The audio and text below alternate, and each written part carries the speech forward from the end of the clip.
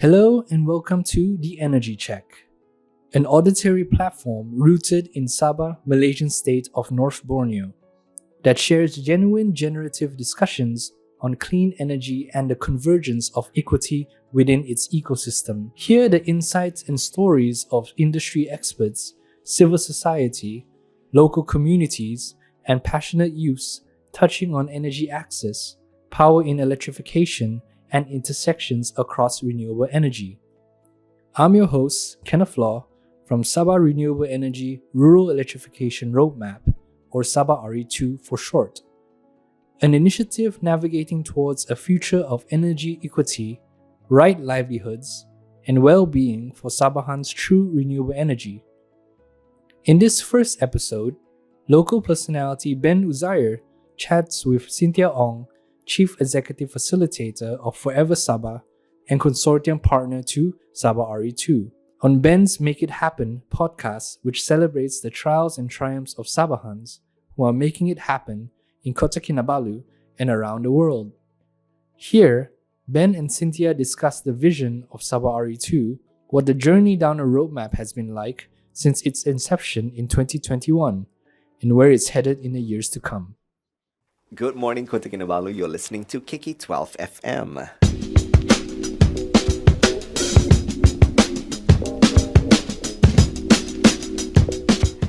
My name is Ben Uzair, host of Make It Happen. This is a special broadcast on the 28th of February 2023. Yes, this show will be on air from 11 a.m. until 1 p.m.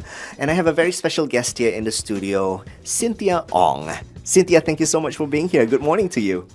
Good morning, and thank you for having me. No problem. So I guess to start our broadcast today, Cynthia, would you like to just introduce yourself to our listeners?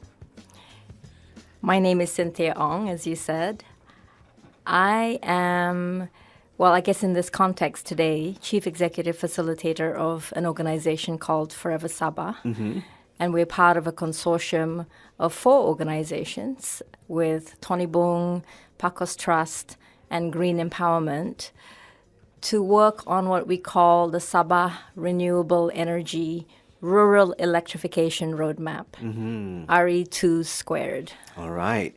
And I'm sure we will talk more about the Sabah Renewable Energy Rural Electrification Roadmap. That's a mouthful, but I'm sure it'll be easy once we know much more about it.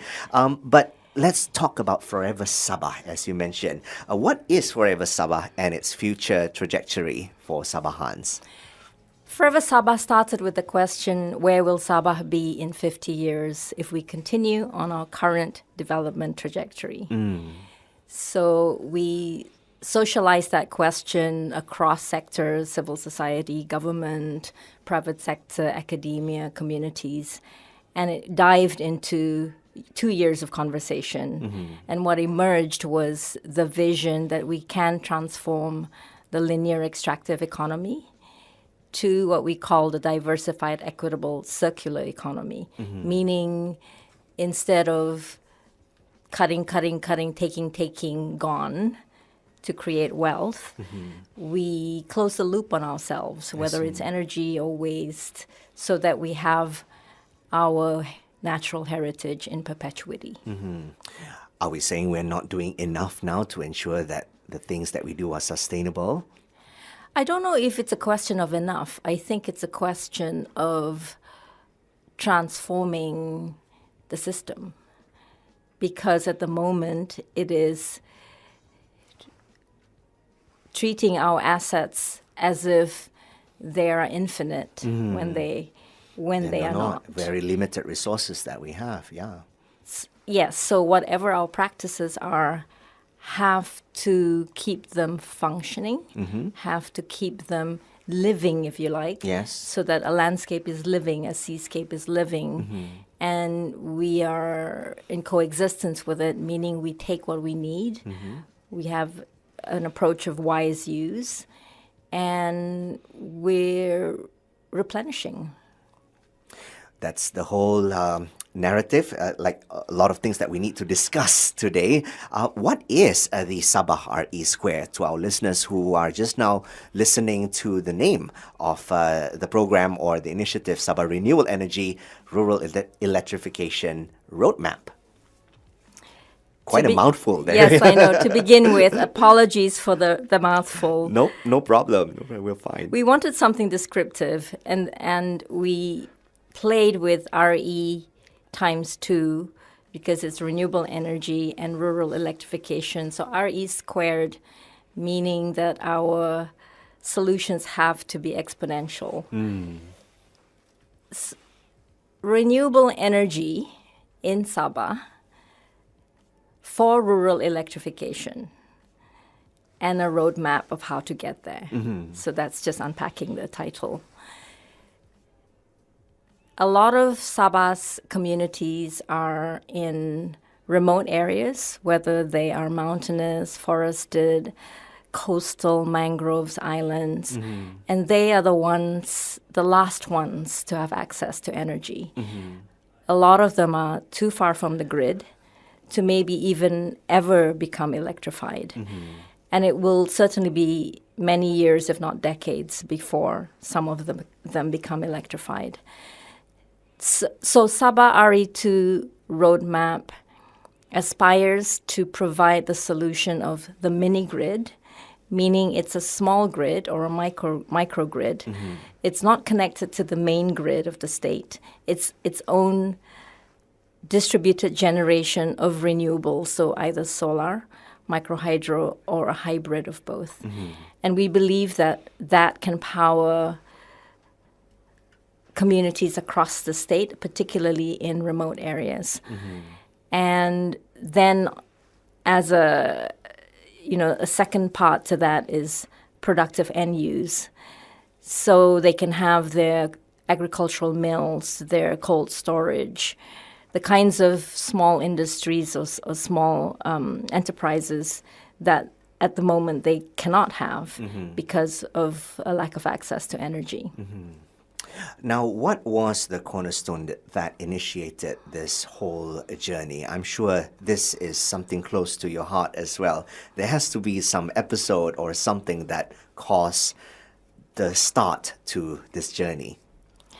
I think it's close to a lot of our hearts, particularly those of us in civil society, and I'm sure also amongst communities. Tonibong, which is a social enterprise that has worked in this space for many, many years.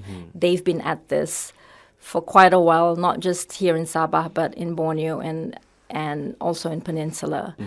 And they've been, plodding on and sort of a soul, a soul actor. Pakos Trust, as you may know, does the work with communities across Sabah, also Borneo-wide, also nationwide, and even Asia-wide. And livelihoods is something important to them. We in Forever Sabah, of course, looking at the circular economy, renewable energy is very core to that.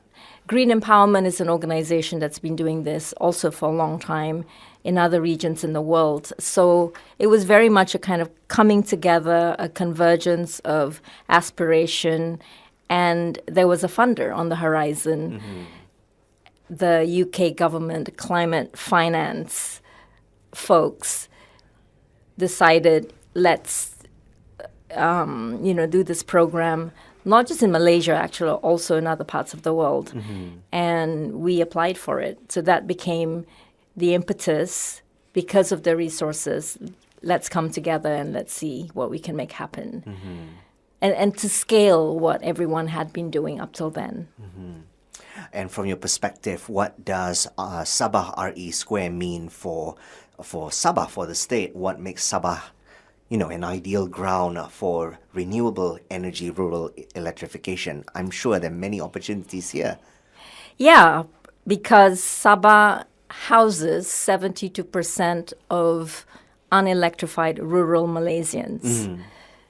So that makes it the perfect place for this to happen. We we think that it's not just about rural electrification, but this is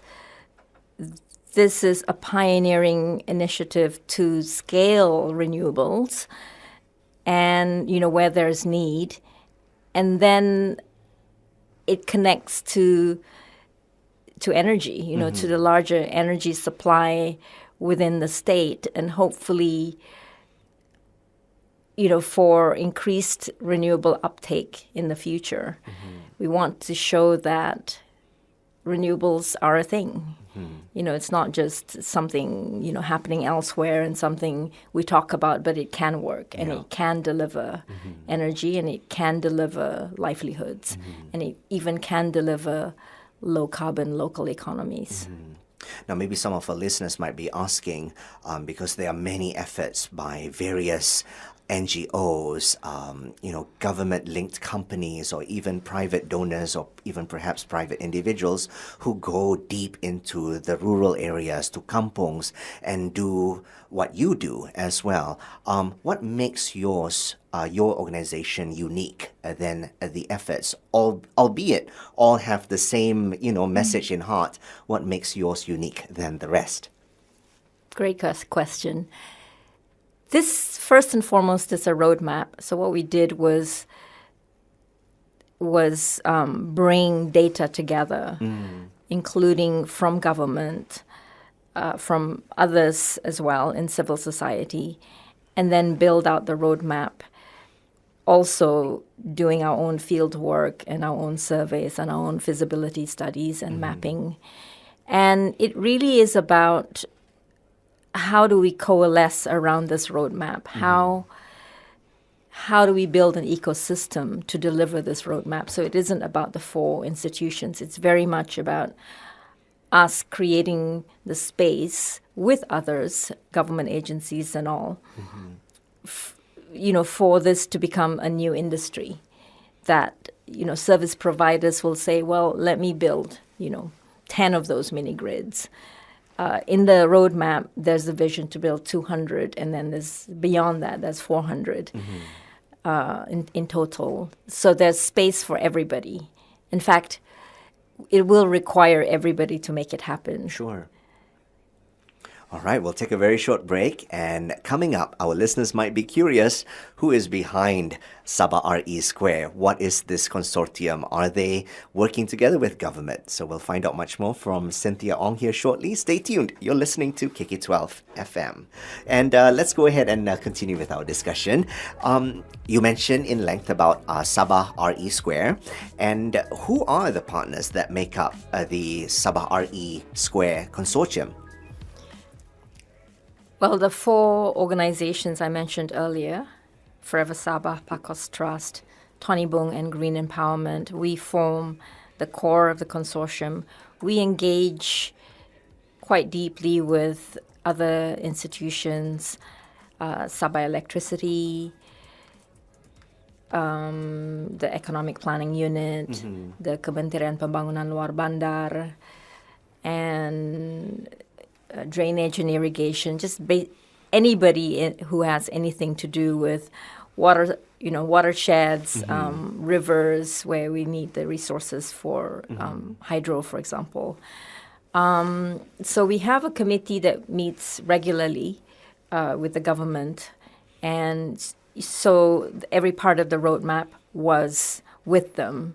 And in fact, we have, as we're coming to this end of a second phase, we sit down again and we say, this is where we are, this is, where we're looking toward, and get their input on direction particularly. And then, of course, we consider the communities that we work with very much a partner. As I mentioned earlier, 200 villages was surveyed, actually 206, and then 57 of them we studied in more detail to build the systems, with a plan to build the systems in those villages, and that's we're seeing that as our phase one. In fact, it's phase two. So this this roadmap is in phases. We're at the moment in phase 1. Okay, great. And to our listeners of KK12 FM, we'll be talking about phases 1, 2, and 3 as well. We'll dedicate each set to talk about these phases, because when we talk about roadmaps, we want to mention as well, we want to make sure that, all is implemented properly, and we want to know of the plans. I'm curious, Cynthia, you mentioned that the 4 partners that forms Sabah, the consortium that is, has is in close touch with the government. I'm just curious, what are the conversations like? Are they cordial?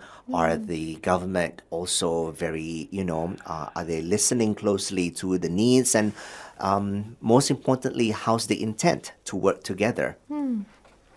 Another good question. As you probably know, the model of NGOs in the past hasn't been to work with government.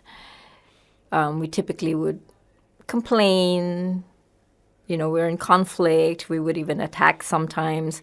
But in this case, we really wanted to be at the table with government in a professional manner and bring useful data, useful tools to the table to solve a problem. And we knew we had something to offer, but we also couldn't do it without government. So that was a key piece in drawing up the roadmap, was first engaging with the relevant agencies. They were cool at first. With some of our institutions have been known to take defensive, maybe even offensive positions with regards to government projects, etc. We've read many times in the media, but that's okay. That's okay. We know where we stand. Yeah. So they were cool, but we were just very upfront, putting things on the table, and this is the intention. And I think they could see that the intention was good and that we were sincere. So over time, we've built good camaraderie, I believe, with not all the institutions, but certainly some of them, where we begin to work quite closely and can be in touch regularly. Not so much that we're like hanging out together or whatever, but there is a cordiality, there is partnership, really, and I can see that growing over time. And that's a great start, because all this while it's always NGOs versus government and government versus NGO.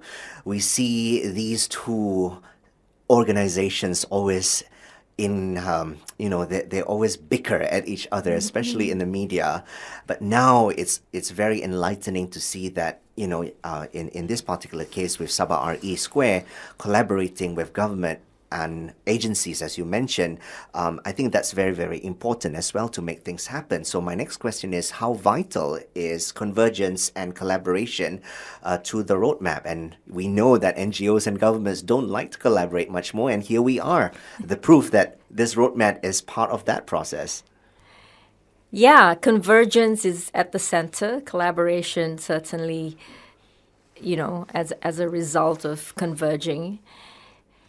I think that's the approach. There's no other way to do it. No one of the organizations in the consortium could have done this, and we certainly couldn't have done this without government or communities, and soon to come, the private sector. So this is very much cross-sectoral. I think that's the only way to work in the future, is you build consortiums, you build collaborations. No one institution can deal with the size of this problem on its own. Yeah.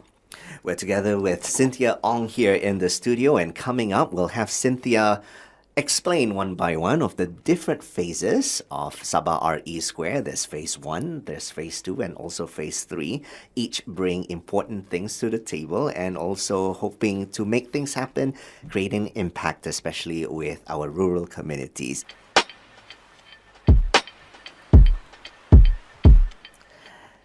Good afternoon. My listeners of KK12 FM, thank you so much for tuning in. We have a special broadcast today, and we have Cynthia Ong here in the studio to talk about Sabah RE Square, or also known as the Sabah Renewable Energy Rural Electrification Roadmap. Good job. I had to read it out. Otherwise, I'll be jumbling the words here and there, and you might slaughter me right in front of everyone here. So, Cynthia, thank you so much for being here and spending time with me to talk about something absolutely important and a topic that I think is very close to your heart and also many hearts of Sabahans who just want to see electricity, being built, being sent into rural areas, and thinking of all the communities that might not be electrified yet. And I think we need much more of that so that they can make things happen too in their communities. Now, the roadmap comes in a few phases, and I think we will do phase 1, phase 2, and phase 3 and beyond here. And off air, you mentioned, okay, what is phase 1, what is phase 2? And I think these questions that we have prepared here, I think it'll trigger back some memories, and perhaps we'll be able to talk about it even more. So let's start with phase 1. I think the beginning of this roadmap. What did the first year of this roadmap entail, Cynthia? Well, we actually now call it phase 0. Okay. So that was sort of ground zero, if you like, where we actually, in the middle of COVID, mapped the 400 kampongs that do not have access with a combination of satellite data, administrative data, and then going to the field and identifying where they are, how big they are, which landscape, etc. And then from there, surveying 206 of them. Why 206? We discussed with government particular components that prioritized some above others. Where they, location, of course, distance from the grid, size, things like that. We could not address illegality, for example, kampongs that are kind of gray areas. They're in a forest reserve. They are, illegal immigrants and such. We would like to address those, Sure. to be honest. But we thought, let's choose our battles. This is already hard. Let's not make it harder for now. And let's address, what the government wanted us to focus on. So therefore 206, and then from there we did feasibility studies on 57 of them. So what that means is really looking at the resources available in that particular kampong and seeing, do they have hydro resources? Do they have the head, to build a turbine, for micro hydro system? If they don't have that, then it would have to be solar. Where are they? And then in some cases, a hybrid of the two sources. We also did a funding map. How are we going to finance all of this? Is it through loans? Is it through investments? Is it through grants? Is it international? Is it regional? All those things. We looked at policy.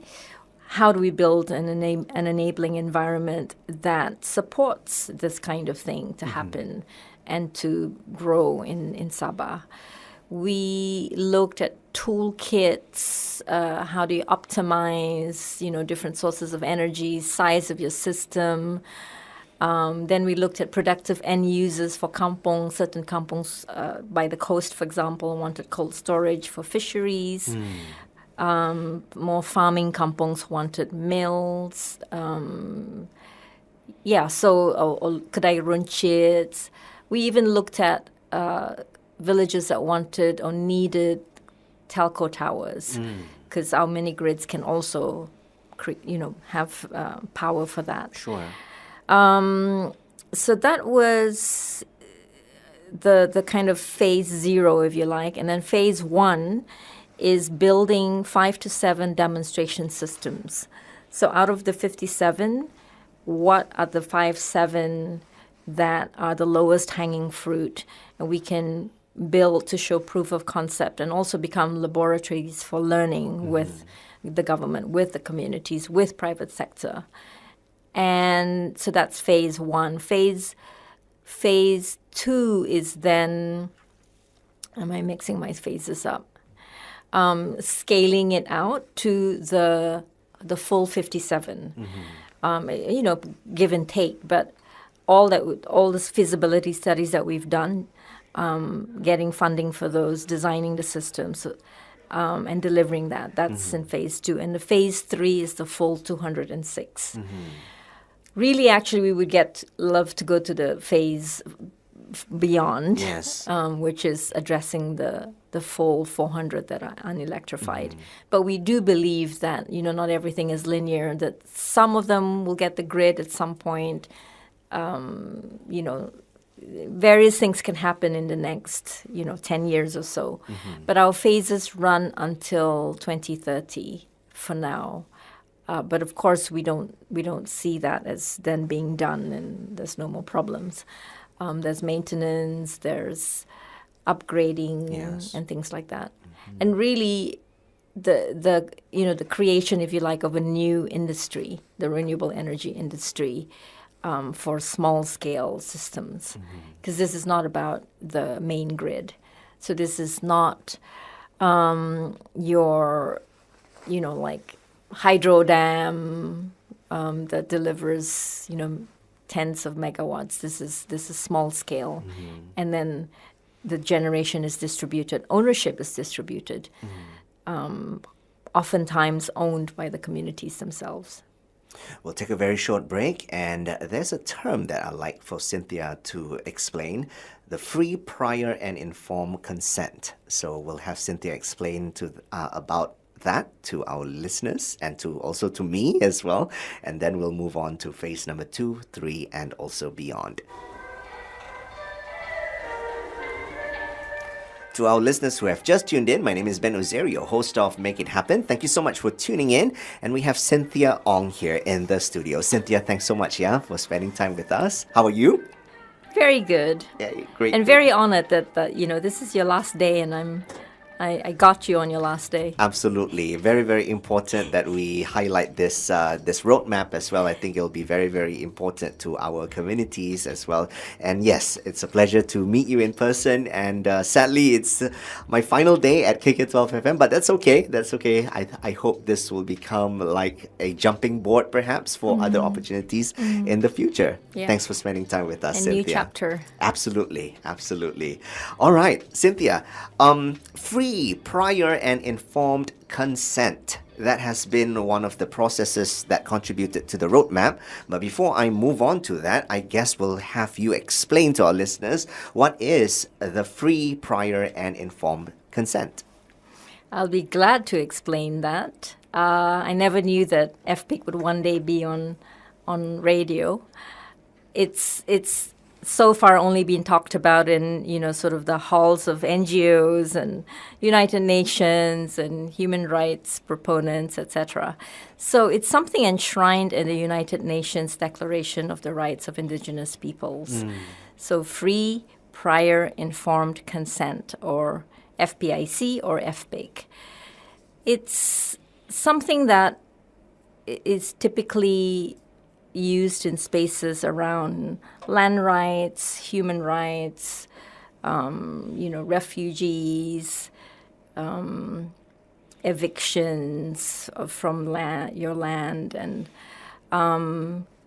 it protects the rights of indigenous peoples by basically saying you need the free, prior, and informed consent of someone, an indigenous person or a local community, before you do something. And the something is usually log a forest, build a,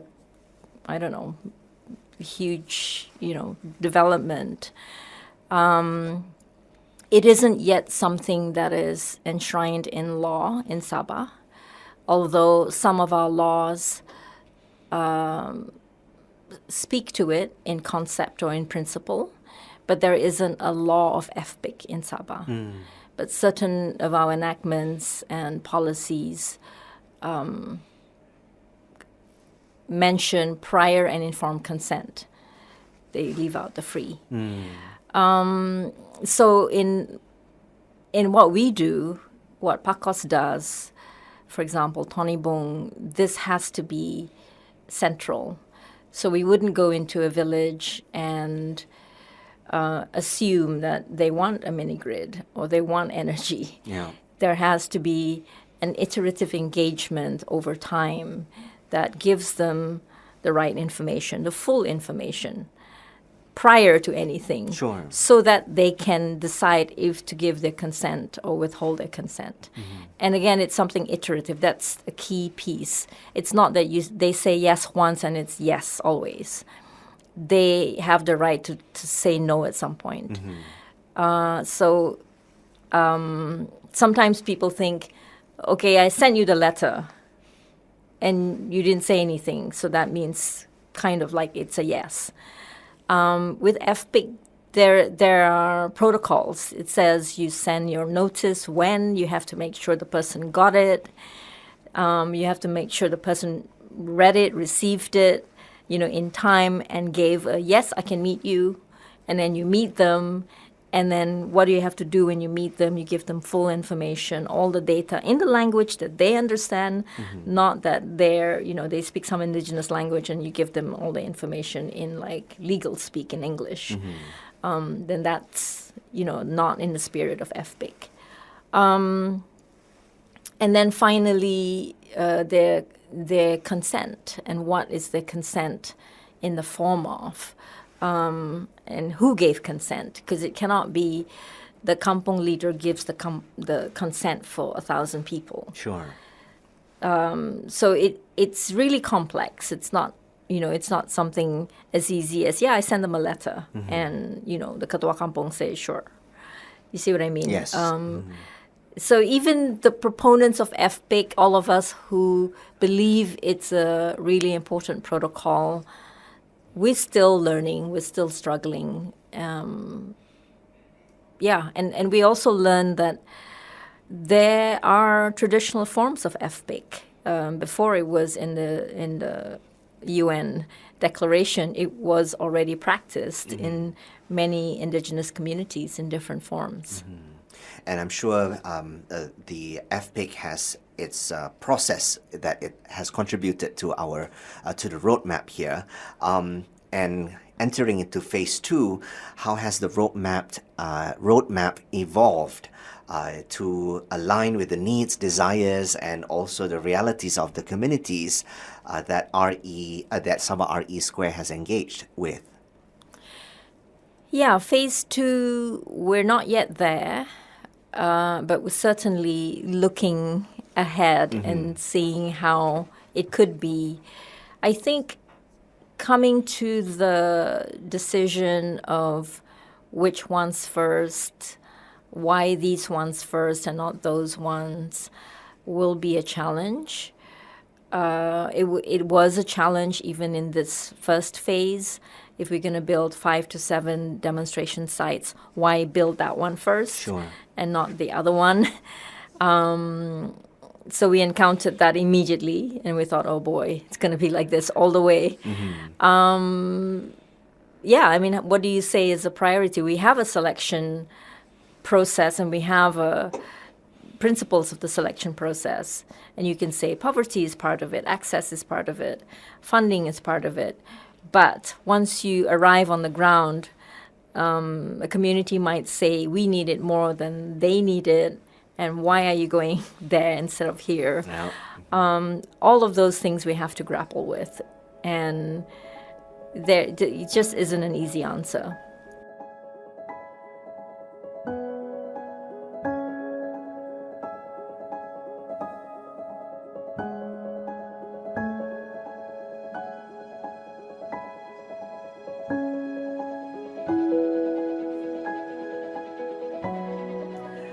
So I hope that our listeners will be able to repeat after me, and perhaps they will remember Sabah RE Square for quite some time. And perhaps if you are able to read about them on the media, or are able to, if there's any Sabahans who are engaged in conversation about the Sabah Renewable Energy Rural Electrification Roadmap. Good there job. we go. I got a thumbs up from Cynthia already. I'm cheating because I'm reading it, but trust me, after saying it a while now, and I'll see this term and and this name of this roadmap somewhere in a newspaper or any media that has published the good work that they're currently doing, I'm sure we will be able to see much more about Sabah RE Square. I'm just going to do the acronym there, but we have Cynthia Ong here in the studio. Thank you so much, Cynthia, for joining me on my final day of broadcast and to share final day of broadcast, and also to share much more about Sabah RE Square.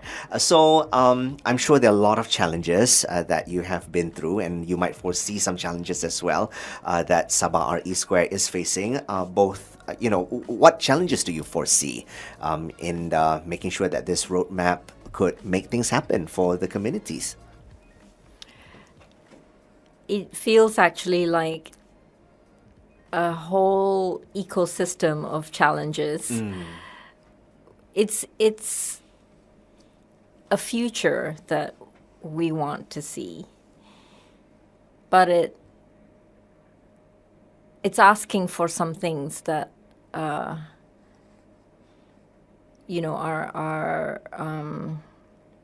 not easy. For example, that our watersheds are still there in the years to come. For example, for a river to flow, to provide enough power to, make a turbine work, you need the forest to be protected. So even our first demonstration project, we're already meeting with challenges that in that watershed might be logged. Yeah. So think about that, multiply that by 200 systems, and then you'll realize that we have, for every single one of those, we have to encounter a different set of challenges. So whether it's the watershed will not be there, the village moves because they didn't have power, they didn't have a school, they didn't have a clinic, they didn't have the things they needed to live. We may have already done the design for it, but life is such that it required them to move. Okay, well, that is very possible. And then there's funding. I mean, funding is going to be very key to our ability to roll out the systems. There are more and more flows going in this direction, whether it's climate financing, it's just financing for renewables itself, and also the promises are one thing and the delivery is another thing. We know that funds to this area of work is going to grow exponentially over the years, but will it come to Malaysia? Will it come to Sabah? It really is important how we put ourselves out there. Malaysia puts itself out there as a middle-income nation. It even wants to be a developed nation. The fact that Sabah is in a different place from the rest of Malaysia is not known to, a lot of the world. Right. So we try to make the case for Sabah, and they say, "Oh, sorry, you are part of Malaysia. You are in a, you're." For example, we're always competing for funds with Indonesia, and it's very much about how Indonesia puts itself out there. So it's not that we want to hold our hands out and ask for aid. It is about it's saying, we're on the cusp of solutions, on the cusp of addressing some of these key issues, and we're, a good place to put your investment. But so it's very important that the whole environment around, whether another country, a large, financial institution would put their investment in a Sabah. So those are all challenges that, we are expecting to grapple with. What are your hopes for the future of Sabah RE Square? How far does the horizon of Sabah RE Square extends to, and where is this roadmap headed to, Cynthia? I think we want to realize the roadmap. We want to build the roadmap to see Sabah reach full electrification. To us, that's about equity. So the equitable, diversified future that we want for Forever Sabah is very much at the core of RE2. We want to see these communities pioneer a different economy that is not based on fossil fuels, high intensity transportation. We want to see something that emerges from renewables, creating livelihoods, locally produced, locally consumed, whether it's fisheries or whether it's rice, or some kind of downstreaming of those things. We think that leadership and innovation can come from rural communities. I think the way we look at them needs to change, looking at them as poor, looking at them as in need of charity or, backward, I think doesn't serve us. What we saw was their agency, what we saw was innovation, what we saw was really kindness and, Sabahanness that we think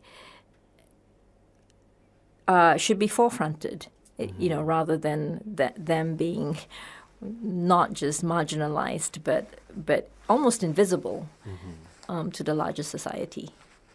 Before we close, Cynthia, any final thoughts that you'd like to share with our listeners? And perhaps if they would like to know much more about Sabah RE, perhaps there's a website or a presence on social media that you'd like to share with our listeners today. Yes, let me try to remember the socials.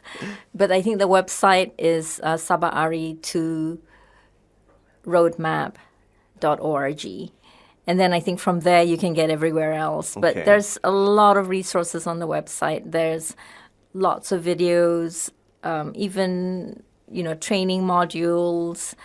The toolkits are there, the maps, all the 400 villages are there. We've had a lot of visitors to the website from all over the world. And we decided to have an open portal, share the information, because we want people to come to this space. And I would say, just engage in the issue, go visit the villages. We hope that at some point there are multiple projects running at the same time, and there are, whether it's students who want to study, do a master's, do a PhD, do an internship, find a really exciting job, traveling, around Sabah, to remote places. These are all things that we hope are in the future as we roll out the roadmap. Cynthia Ong, thank you so much for sharing Sabah RE Square, the roadmap. I wish you the very best. I wish I could say there will be a next time, but perhaps in a different platform, and we might do this live on Facebook sometime in the future. And perhaps, please update us with your ongoings. I will be faithful to the website and to follow the ongoings and perhaps the future phases of Sabah RE Square. Thank you so much for spending time with us here today, Cynthia. Thank you, Ben, and all the best on your next chapter. Thank you. Maybe RE2 is in the next chapter. Maybe so. We'll see. Thank you so much, Thank Cynthia. you. That's all the time that we have in our show, Make It Happen. I truly hope you learned something from Cynthia Ong. And I wish I could say, well, till the next episode. I can't say that anymore. Sadly, this will be my final broadcast, my final episode at KK12FM. So I'll leave you with this question, and hopefully it'll be the catalyst for you making it happen out there in Sabah and beyond. What can you do for our state? What can you do for our country? Bye-bye now. Take care. Thank you for listening to The Energy Check. If you'd like to learn more about Sabah RE2, you can visit our website www.sabahre2roadmap.org. or follow us on Facebook and Instagram at SabahRE2. If you'd like to join in on the conversation, our inbox is open. You can email us at info@sabahre2.org with any questions, comments, or stories of your own. Otherwise, we'll see you in the next episode. Until then, checking out.